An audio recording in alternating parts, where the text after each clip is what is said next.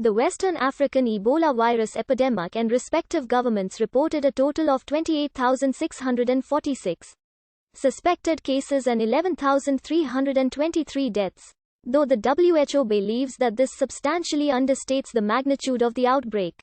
On 8 August 2014, a public health emergency of international concern was declared, and on 29 March 2016, the WHO terminated the public health emergency of international concern status of the outbreak.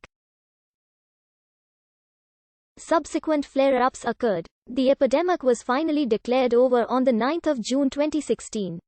42 days after the last case tested negative on 28 April 2016 in Monrovia. The outbreak left about 17,000 survivors of the disease, many of whom report post-recovery symptoms termed post-Ebola syndrome, often severe enough to require medical care for months or even years. An additional cause for concern is the apparent ability of the virus to hide in a recovered survivor's body for an extended period of time and then become active months or years later, either in the same individual or in a sexual partner. In December 2016, the WHO announced that a 2-year trial of the RVSV-ZEBOV vaccine appeared to offer protection from the variant of EBOV responsible for the Western Africa outbreak. The vaccine is considered to be effective and is the only prophylactic which offers protection. Hence, 300,000 doses have been stockpiled. RVSV-ZEBOV received regulatory approval in 2019. Ebola virus disease was first described in 1976 in 2 simultaneous outbreaks in the Democratic Republic of the Congo and what is now South Sudan. The 2013 to 2016 outbreak, caused by Ebola virus, was the first anywhere in the world to reach epidemic proportions. Previous outbreaks had been brought under control in a much shorter period of time. Extreme poverty, dysfunctional healthcare systems, distrust of government after years of armed conflict, and the delay in responding for several months, all contributed to the failure to control the epidemic. Other factors, per media reports, included local burial customs of washing the body and the unprecedented spread of Ebola to densely populated cities.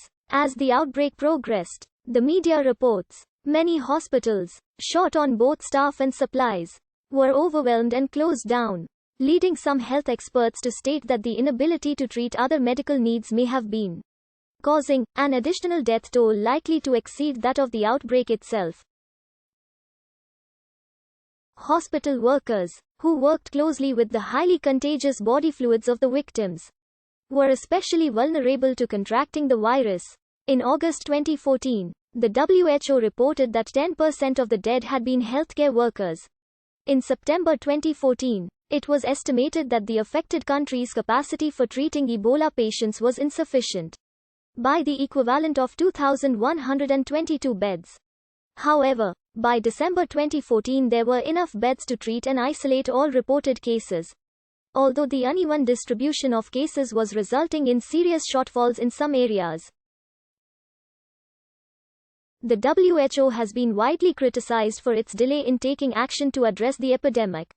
On 8 August 2014, it declared the outbreak a public health emergency of international concern.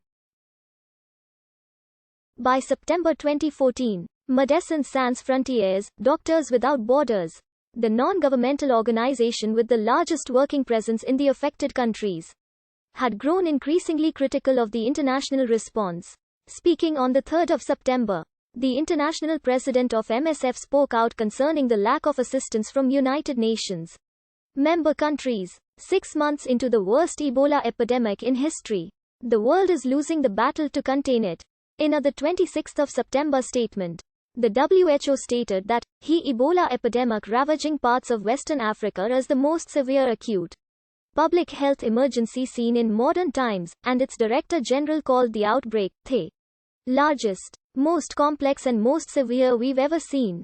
In March 2015, the United Nations Development Group reported that due to a decrease in trade, closing of borders, flight cancellations, and drop in foreign investment and tourism activity fueled by stigma, The epidemic had resulted in vast economic consequences in both the affected areas in Western Africa and even in other African nations with no cases of Ebola. On the 28th of January 2015, the WHO reported that for the first time since the week ending the 29th of June 2014, there had been fewer than 100 new confirmed cases reported in a week in the three most affected countries. The response to the epidemic then moved to a second phase, as the focus shifted from slowing transmission to ending the epidemic. On the 8th of April 2015, the WHO reported a total of only 30 confirmed cases, and the weekly update for the 29th of July reported only 7 new cases. Cases continued to gradually dwindle, and on the 7th of October 2015, all three of the most seriously affected countries, per media reports, recorded their first joint week without any new cases. However, as of late 2015, while the large-scale epidemic had ended,